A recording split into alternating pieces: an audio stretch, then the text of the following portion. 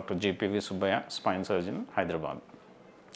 ఇప్పుడు మా ప్రాక్టీస్లో అంటే స్పైన్ సర్జన్స్ ప్రాక్టీస్లో మోస్ట్ కామన్ కంప్లైంట్స్ అందరికీ నడువు నొప్పి, మెడ నొప్పులు. ఎక్కువ శాతం మంది పేషెంట్స్ ఈ నడువు నొప్పి, మెడ నొప్పులతోనే వస్తారు.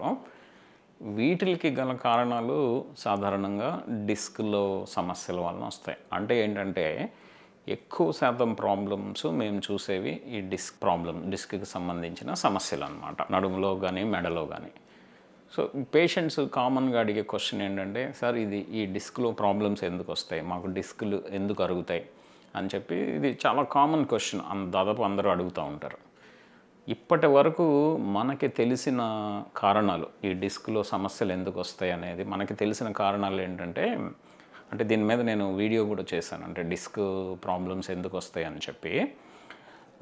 స్మోకింగ్ చేసే వాళ్ళల్లో మనకి ఈ డిస్క్ ప్రాబ్లమ్స్ వస్తాయి. అందుకే స్మోకింగ్ చేసే వాళ్ళని స్మోకింగ్ ఆపేయమని చెప్తాము. నెంబర్ 2, రిపిటేటివ్ ట్విస్టింగ్ మూమెంట్స్, అంటే రిపీటెడ్గా మనం ముందుకు బెండ్ అవ్వడం కానీ, రిపీటెడ్గా నడుముని ఇలా ట్విస్ట్ చేయడం కానీ చేసే వాళ్ళల్లో కూడా ఈ డిస్క్కి సంబంధించిన సమస్యలు వస్తాయని చెప్పి తెలుస్తున్నాయి. ఇవి కాకుండా ఇంకా వేరే కారణాలు ఏమన్నా ఉన్నాయా అనేది మనకి ఎగ్జాక్ట్గా ఇప్పటి వరకు తెలియదు అన్నమాట. అందుకే పేషెంట్స్ నాకు ఏది సార్ మాకు ఎందుకు వస్తుందంటే, నేను ఎగ్జాక్ట్ రీజన్ ఇదని మనకు తెలియదండి అని నేను చెప్తా ఉంటాను. కానీ రీసెంట్గా అంటే ఈ మంత్లోనే జనవరి 2025లో ది స్పైన్ జర్నల్ అని ఒకటి ఉన్నది మాకు. దాన్ని official journal of North American spine society, North American NASS అంటాము, North American spine society official journal అనమాట. అందులో ఒక రీసెర్చ్ ఆర్టికల్ పబ్లిష్ అయింది. అందులో వాళ్ళు ఏం చేశారంటే, దేని వలన వీళ్ళకి నడువు నొప్పి అంటే డిస్క్ ప్రాబ్లమ్స్ వస్తున్నాయి అని చెప్పి ఎగ్జామిన్ చేయడం జరిగింది. అంటే మల్టిపుల్ ఫ్యాక్టర్స్ కన్సిడర్ చేశారు. ఈ కాజల్ అసోసియేషన్ అంటే దేని వలన ఈ డిస్క్ ప్రాబ్లమ్స్ వస్తున్నాయి అని చెప్పి వాళ్ళు చూస్తే సర్ప్రైజింగ్ ఫ్యాక్టర్స్ ఏంటంటే, ఆల్కహాల్ తీసుకునే వాళ్ళల్లో కూడా ఈ డిస్క్కి సంబంధించిన సమస్యలు ఎక్కువగా వస్తున్నాయి. నెంబర్ 2, ఒబేసిటీ అంటే ఓవర్ వెయిట్ ఉన్న వాళ్ళల్లో కూడా మనకి ఈ డిస్క్కి సంబంధించిన సమస్యలు, అంటే నడువు నొప్పే కాదు లోపల డిస్క్లో కూడా ప్రాబ్లమ్స్ వస్తున్నాయని చెప్పి తెలుస్తుంది. 3వది క్రానిక్ డిప్రెషన్ ఉన్నవాళ్ళు, అంటే సైకియాట్రిక్ ప్రాబ్లమ్స్ ఉన్న వాళ్ళల్లో కూడా ఈ డిస్క్కి సంబంధించిన సమస్యలు వస్తున్నాయి అని చెప్పి తెలుస్తున్నాయి. ఈ డిస్క్కి సంబంధించిన సమస్యలు వచ్చి అల్టిమేట్గా ఈ క్రానిక్ లో బ్యాక్ పెయిన్కి దారితీస్తున్నాయి.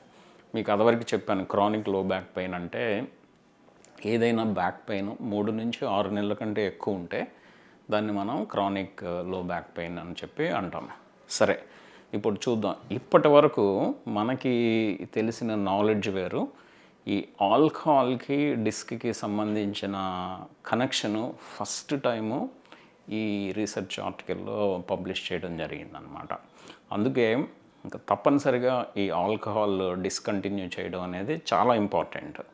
అంటే ఈ బ్యాక్ ప్రాబ్లమ్స్ ఉన్నవాళ్ళు, నడువు నొప్పి ప్రాబ్లమ్స్ ఉన్నవాళ్ళు తప్పనిసరిగా ఆల్కహాల్ డిస్కంటిన్యూ చేయాలి.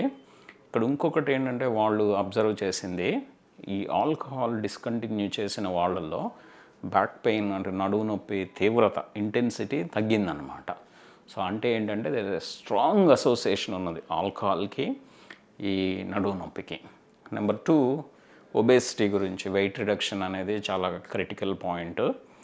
3వది ఈ డిప్రెషన్ తగ్గించడానికి ఈ యాంటీ డిప్రెసెంట్స్ వాడటమే కాకుండా, అంటే డిప్రెషన్ తగ్గించే మెడిసిన్స్ వాడటమే కాకుండా మేము CBT అంటాం, కాగ్నిటివ్ బిహేవియరల్ థెరపీ అన్నమాట. అంటే ఏంటంటే ఇది సార్ట్ ఆఫ్ కొన్ని ప్రోగ్రామ్స్ కలిపి కౌన్సిలింగ్ ప్రోగ్రామ్ లాగా ఉంటుందన్నమాట.